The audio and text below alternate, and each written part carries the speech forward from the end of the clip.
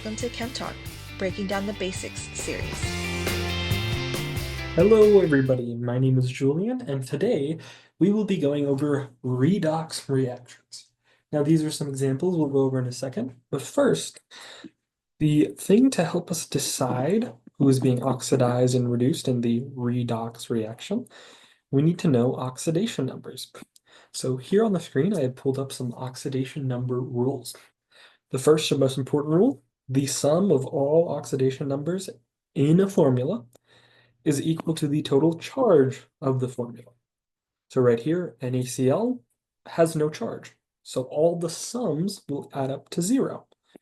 But then sulfate, SO4 2-, all the charges, all the oxidation numbers will add up to -2. Now, if we go to the next one, the oxidation number for free elements is always 0. The oxidation number for monoatomic, so by themselves ions, is always equal to the charge of the ion. So if you have a lone fluoride ion, the oxidation number is equal to the charge, which is -1. Now, there are some nicer elements because their oxidation number is always the same. So group 1 metals will always be +1. Group 2 metals will always be +2. Silver will always be +1. Zinc will always be +2. Aluminum will always be +3. And fluorine will always be -1. Go to the periodic table, you can see it here. These are all +1, +2, +1, +2, +3, -1. And fluorine is always -1 because it is the most electronegative element on the periodic table, so it'll always accept electrons. Electronegativity increases as you go from left to right, and it also increases as you go from bottom to top. So fluorine is top right of the reactive elements, so it's the most electronegative. Now, for some exceptions, hydrogen is usually +1, but in hydrides where hydrogen bonds with a metal, it'll be -1. So sodium hydride, NaH, the hydrogen will be -1. The oxidation number for oxygen is usually -2, but in peroxides, so things that contain H2O2, it'll be -1. And when bonded with fluorine, it'll be +2, which makes sense. Fluorine is the most electronegative, so it'll actually beat out the oxygen. So as I mentioned earlier, more electronegative elements gets the negative oxidation number.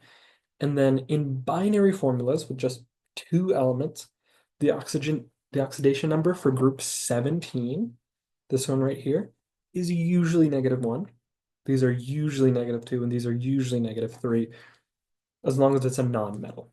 The final rule, metals will always have a positive oxidation number, no matter what.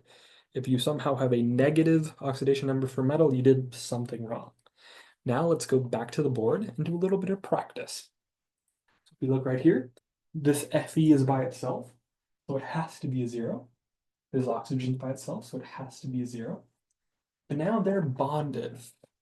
Now, we can't guess the iron, because that's not always the same, but oxygen, this isn't a peroxide, and there's no fluorine. So I can confidently say the oxygen is a -2, but then there are 3 of them. So I know the total charge of these ions must add up to +6 to counteract the -6. So we have 2 of these. So 6 divided by 2 is 3. So the oxidation number of iron is 3. Now, the iron went from 0 to 3, and the oxygen went from 0 to -2. Now, the thing to remember, when something is oxidized, its oxidation number increases. So the iron was oxidized. When something is reduced, its oxidation number is reduced or lessened. Just like with oxygen going from 0 to -2.